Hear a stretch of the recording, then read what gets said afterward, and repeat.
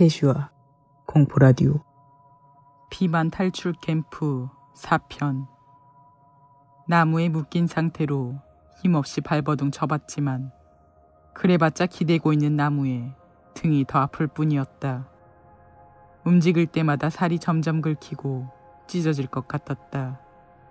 벌레들이 훤히 드러난 내 살에 다가오는 것도 순식간이었다. 그것들은 내 살을 타고 와 벌겋게 부은 자국들을 수도 없이 남겼다. 가끔 벌레들이 내 살을 파고 들어가 피부 아래를 기어다니며 속에서부터 나를 먹어치우는 것처럼 느껴지기도 했다. 목이 타고 배고픔에 위가 요동을 치는 데다 몸은 간지럽고 아프고 전혀 쉴 수가 없었다. 근처 어딘가 보이지 않는 길에서 글로리아로 추정되는 비명이 들려왔다. 그녀는 자신을 찾아낸 누군가에게 제발 도와달라며 빌고 있었고 어찌나 소리를 질러대는 통에 나도 모르게 닥치라고 소리칠 뻔했다. 누구도 오지 않아. 이미 깨달았어. 왜 걘 아직도 모르는 거야? 나는 눈을 꽉 감고 시끄러운 소리를 무시하며 나무에 머리를 기댔다. 시간은 천천히 지나갔다. 그나마 시간이 가긴 간다는 것을 확인할 수 있었던 것은 점점 길어지는 그림자와 숲속을 점점 메우는 어둠 덕분이었다. 보통 같으면 혼자 바깥에 있다는 사실에 겁이 나 온갖 상상의 나래를 펼치며 바스락거리는 소리 하나하나에 괴물이 기다리고 있다고 생각했을 것이다. 하지만 지금은 공포를 느낄 여력이 없었다. 상상 속의 괴물을 떠올릴 힘이 전혀 없었다. 눈물을 짜낼 힘도 없었으니까.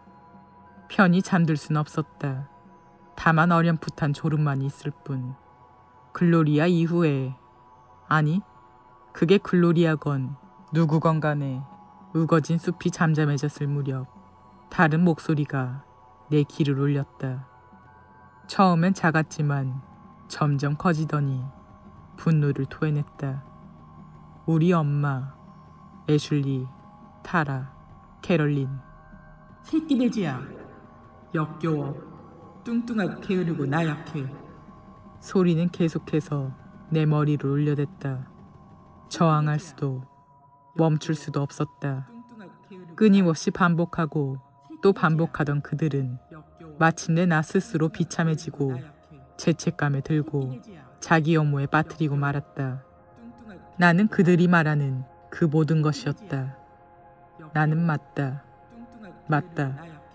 맞아. 내가 좀 더 강하고 나았더라면 애당초 이런 수모는 겪지 않았을 텐데. 목소리가 깨질 때까지 내가 머리를 나무에 계속 박고 있다는 것을 깨달았다.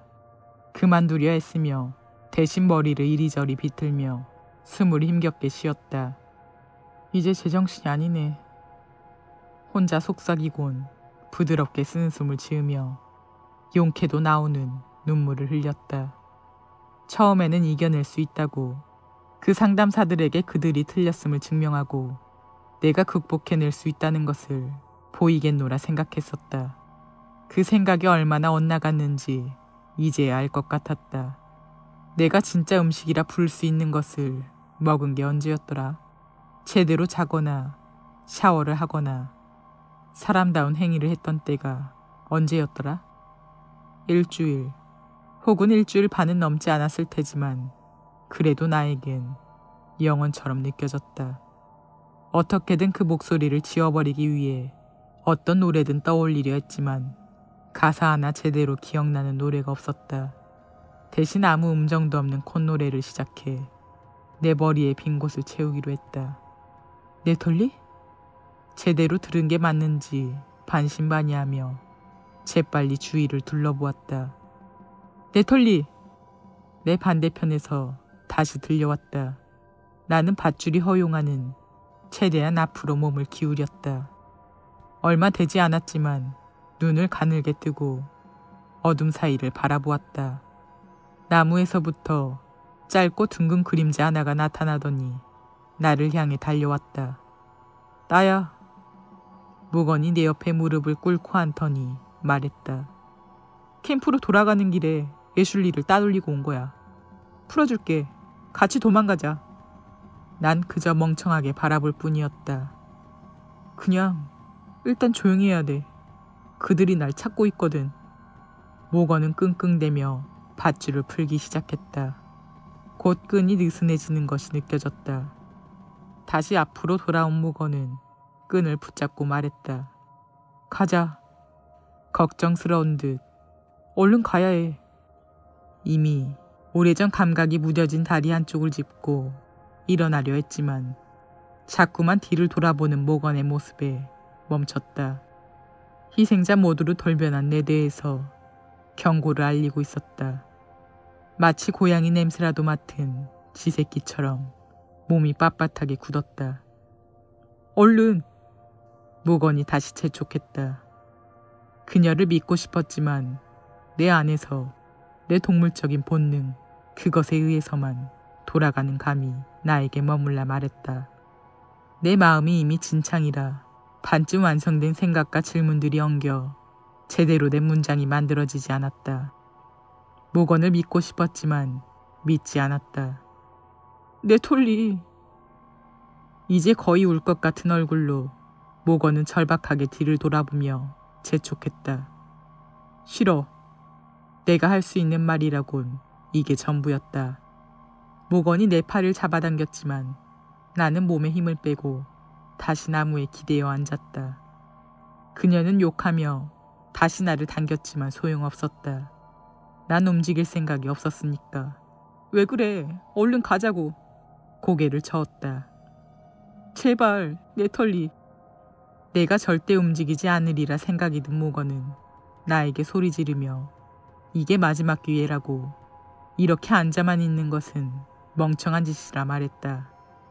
모욕, 욕지거리, 그리고 그 모든 것에도 불구하고 나는 미동도 없이 앉아 그녀 뒤에 있는 저 숲을 반쯤 감긴 눈으로 바라보았다.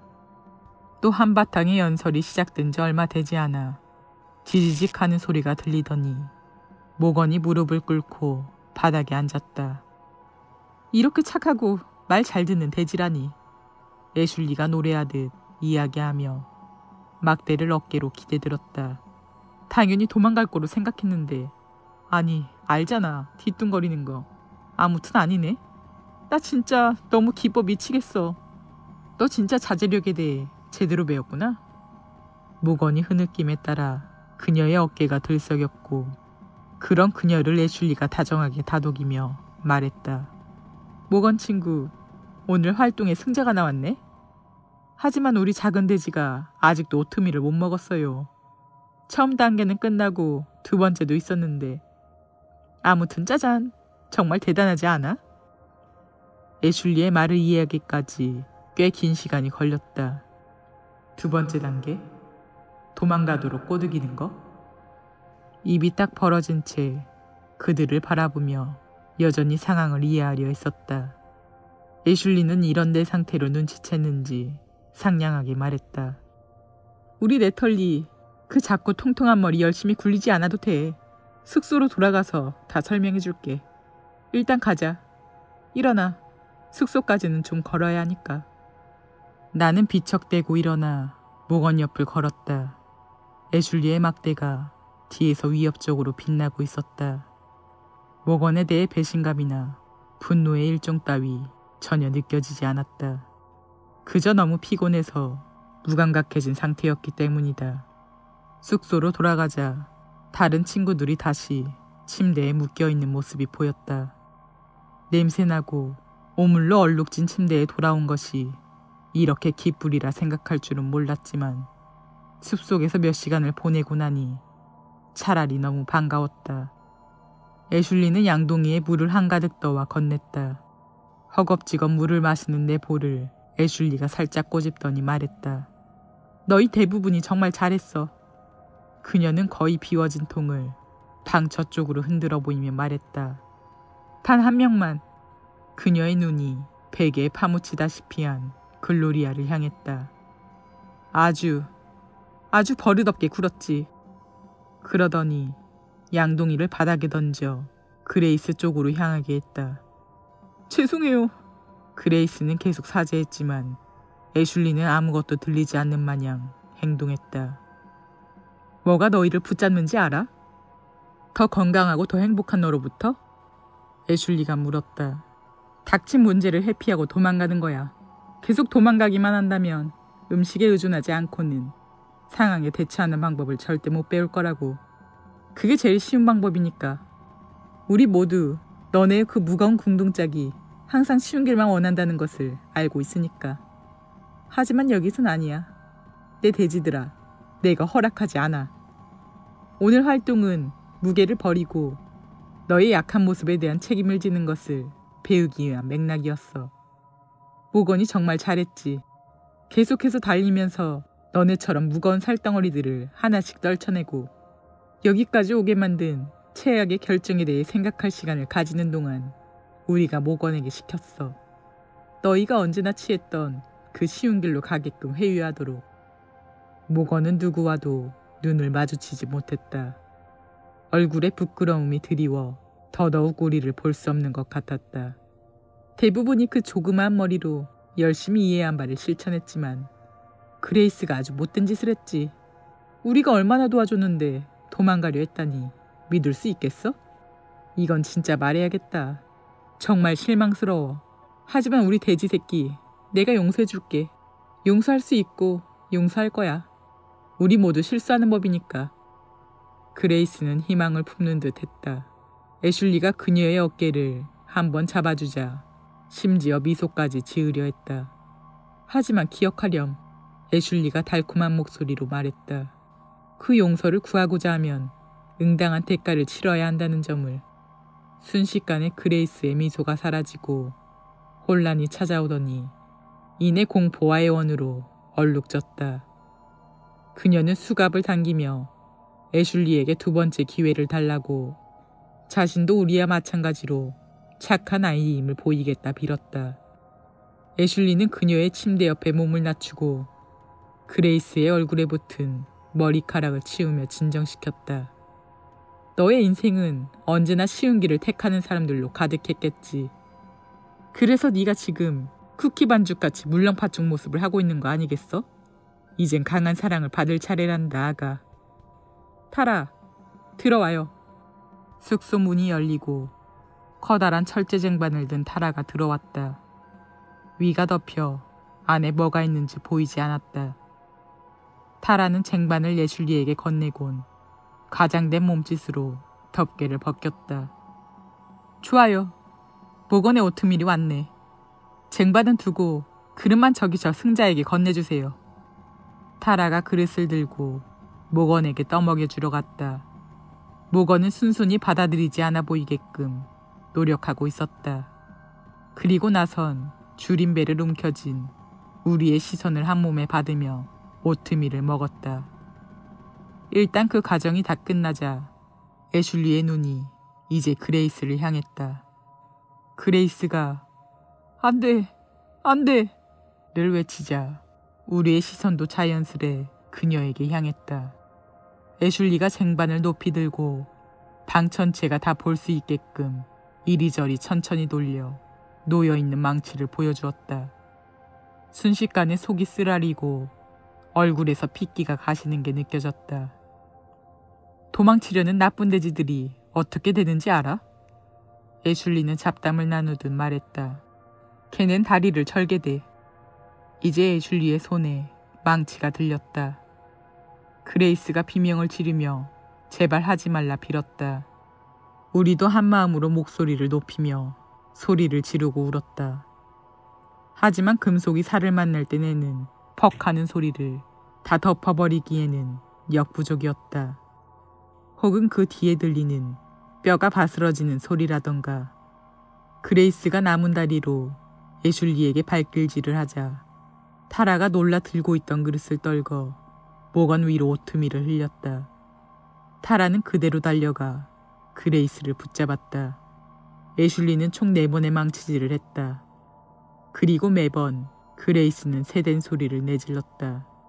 고통이 그녀를 엄습했고 두 눈은 툭 붉어졌으며 수갑을 찬 손이 배 꼬였다. 토악질이 났지만 배에는 뱉어낼 어떤 것도 존재하지 않았다. 봤니? 우리 새끼 돼지들아? 애슐리는 붉게 상기된 얼굴로 물었다. 착하게 굴지 않으면 이렇게 된단다. 벌을 받게 돼. 이렇게 해야 너희들이 배우지.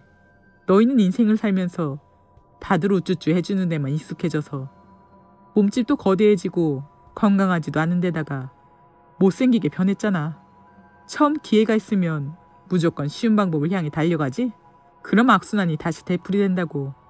이딴 식으로 살면 절대 발전이 없어. 그레이스는 고통으로 머리를 흔들며 신음을 냈다.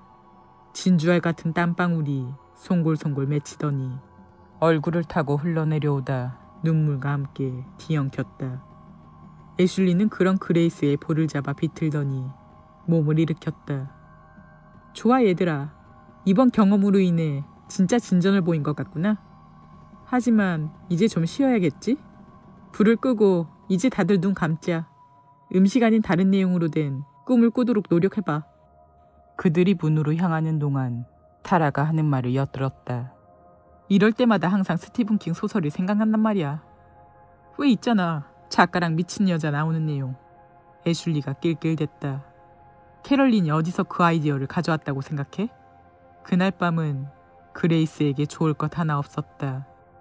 물론 우리가 노력하지 않은 것은 아니다. 안정시키려 부드러운 어조로 몇 번 말을 건네며 다른 이야기로 그녀의 정신을 다른 곳으로 분산하려 말도 되지 않는 말을 짓거리며 애슐리에게 대신 우리가 해줄 짓에 대해 말해주었다. 하지만 그레이스는 이야기 내내 신음만 내더니 고통에 파묻혀 우리가 이야기하고 있다는 사실조차 모르는 것 같았다. 얼마 지나지 않아 우리 모두 하나둘씩 포기했고 마침내 숙소 안은 그레이스의 비참한 소리만이 남았다. 다친 동물같이 낮은 울음소리를 내는 그녀의 소리가 밤을 지나 아침까지 이어졌고 애슐리가 우리를 씻길 호스를 끌고 올 때까지도 계속됐다. 그녀는 그레이스의 침대 발치에 서서 인상을 찌푸리고 쳐다보더니 얼굴에 대고 평소보다 더 많은 양의 물을 분사했다. 그렇게 법석 떨 필요 없거든요, 그레이씨? 가볍게 그레이스를 꾸짖더니 말을 이었다. 다 네가 자초한 일이라고. 우리에게 얼음장같이 차갑게 퍼붓던 물 세례를 마친 그녀는 호스를 둘둘 감더니 다시 반짝이는 미소를 지으며 문 앞에 서서 말했다. 다음에 뭘 할지 알면 정말 신날걸? 일단은 비가 내려야 하니까 좀 기다려야 하긴 하는데 그래도 곧 내릴 테니까 비 오면 밖에 나가서 식탁을 차리는 게 얼마나 어려운 일인지 배우게 될 거야. 그때까지는 일단 휴식이나 좀 즐기렴. 우리 돼지들이 제일 좋아하는 게 그런 거란 걸 나도 잘 알고 있으니까. 애슐리는 기득대더니 우리를 향해 손가락을 꼼지락대 보이고는 곧장 숙소 밖으로 나가며 문을 쾅 닫았다.